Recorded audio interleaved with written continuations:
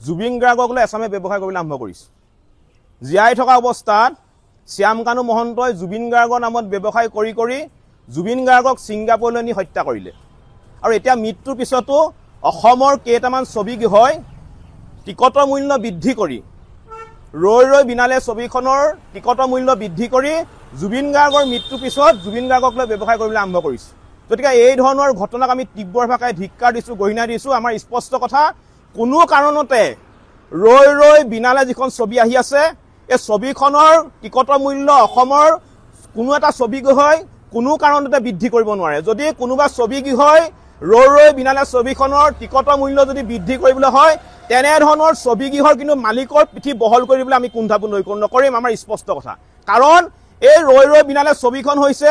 জুবিন গাৰ্গৰ জীৱনৰ অন্তিমখন ছবি আৰু ইয়াৰ পিছত আমি আৰু জুবিন গাৰ্গক কেতিয়াও কোনো কাৰণতে জীৱিতৰ ওপৰত আমি দেখা নাপাওঁ আমি হাজাৰবাৰ চিঞৰি কান্দিলেও হাজাৰবাৰ পকাত মূৰ মাৰি দিলেও কিন্তু জুবিন গাৰ্গক আমি কেতিয়াও কোনো কাৰণতে জীৱিতৰ ওপৰত দেখা নাপাওঁ আৰু এই ছবিখনে হৈছে জুবিন গাৰ্গৰ জীৱনৰ অন্তিমখন ছবি আৰু অসমৰ সকলো ৰাইজে দুখীয়া দৰিদ্ৰ সৰ্বসাধাৰণ সকলো ৰাইজে এই ছবিখন চাবৰ কাৰণে আগ্ৰহে বাট চাই ৰৈ আছে আৰু এই সময়ত যদি কোনোবা ছবিগৃহৰ মালিকে এই ইয়াৰ সুবিধা লৈ জুবিন গাৰ্গৰ মৃত্যুৰ পিছত ছবিখনৰ টিকটৰ মূল্য যদি কোনোবাই ছবিগৃহই বৃদ্ধি কৰিব পাৰিম বুলি ভাবিছে তেতিয়াহ'লে আমি স্পষ্টভাৱে কৈ দিব বিচাৰিছোঁ তেনেধৰণৰ ছবিগৃহ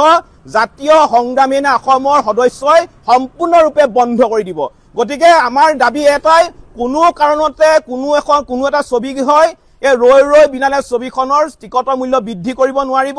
প্ৰকৃত যিটো টিকটৰ মূল্য আগত আছিলে সেইটোৱে ল'ব লাগিব আৰু যদি কোনোবা যদি ছবিগৃহই এই চিনেমাখনৰ টিকটৰ মূল্য বৃদ্ধি কৰিবলৈ হয় তেনেধৰণৰ ছবিগৃহৰ মালিকৰ পিঠি বহল কৰি দিবৰ কাৰণে জাতীয় সংগ্ৰামী অসমে কিন্তু কুণ্ঠাবোধ নকৰে স্পষ্ট কথা